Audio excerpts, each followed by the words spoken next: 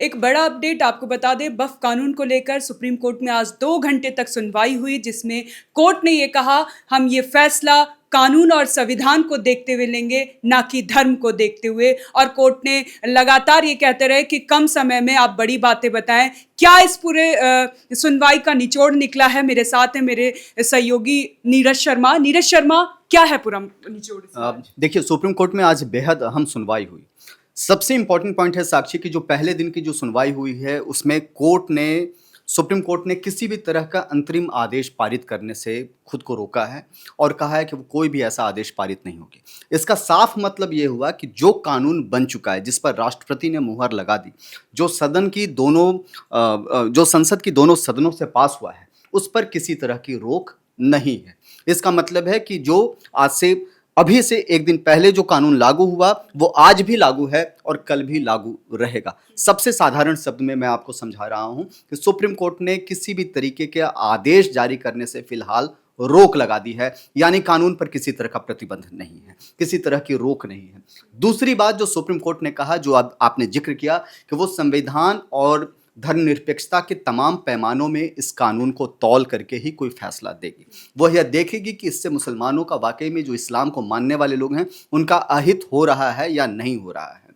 इस तरह की चीजें उस फैसले में, आज के फैसले में कहा गया है। और कल फिर इस मामले पर अहम सुनवाई होगी दोपहर 2 बजे से। जी, वक्फ अमेंडमेंट एक्ट को चैलेंज करने वाली जितनी याचिकाएं थी, सबों की सुनवाई माननीय सर्वोच्च न्यायालय के मुख्य न्यायाधीश के अदालत में हुआ। आज दोनों पक्ष को सुना गया, लेकिन जो आगे की सुनवाई है वो कल 2 बजे के लिए एडजर्न किया गया है और अभी सुनवाई पूरे केस में जारी है। जो मुस्लिम पक्ष के जो वकीलों का कहना था कि सेक्शन 3 में, सेक्शन 9 में, सेक्शन 14 में, सेक्शन 36 में और सेक्शन 83 में जो अमेंडमेंट्स हुए हैं, वो अमेंडमेंट्स उनके फंडामेंटल राइट का हनन करता है। ये मुस्लिम पक्ष का दलील था कानून के हिसाब से।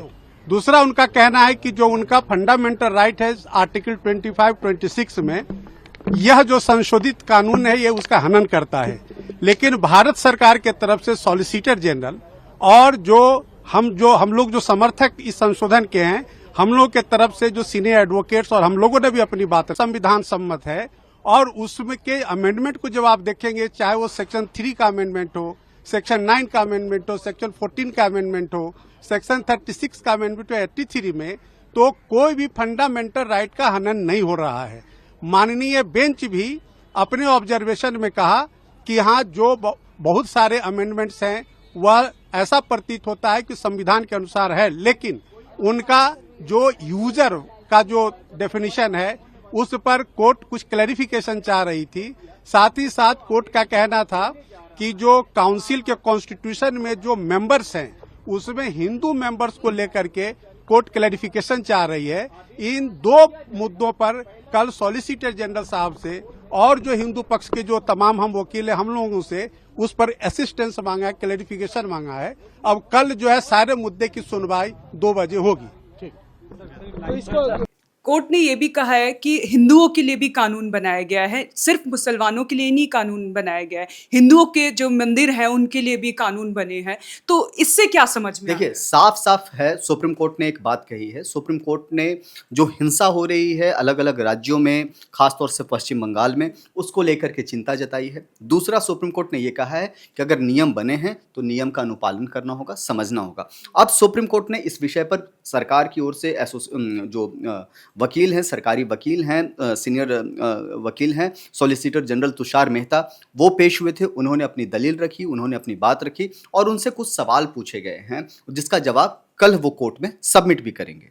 जी नीरज जी, कल केंद्र सरकार से भी सुप्रीम कोर्ट ने जवाब मांगा है।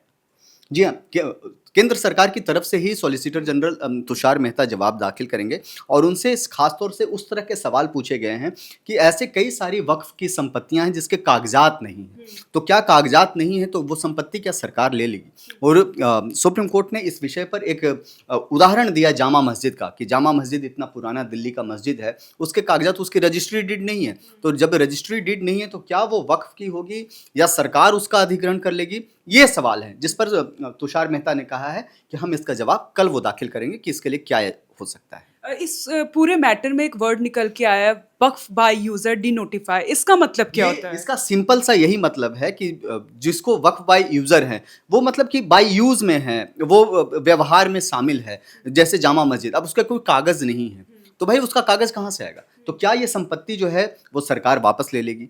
ऐसा तो हो नहीं सकता।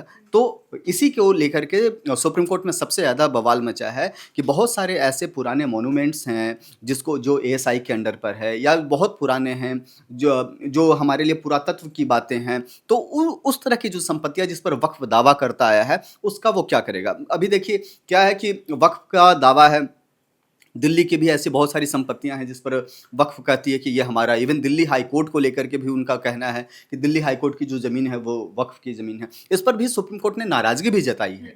सुप्रीम कोर्ट ने कहा कि यार ये कैसे हो सकता है कि कोई भी किसी भी ज़मीन को आप खड़ा होकर के कह दे कि ये ज़मीन उनकी है। और सबसे इंपॉर्टेंट पॉइंट है, वक्फ कानून जो पुराना जो था वक्फ के मामले में, कि उसमें हाई कोर्ट भी दखल नहीं दे सकती थी, सुप्रीम कोर्ट भी दखल नहीं दे सकती है। लेकिन कहते हैं कि बात निकलेगी तो बहुत दूर तक जाएगी। अब वही होगा, वक्फ कानून अब बन गया है।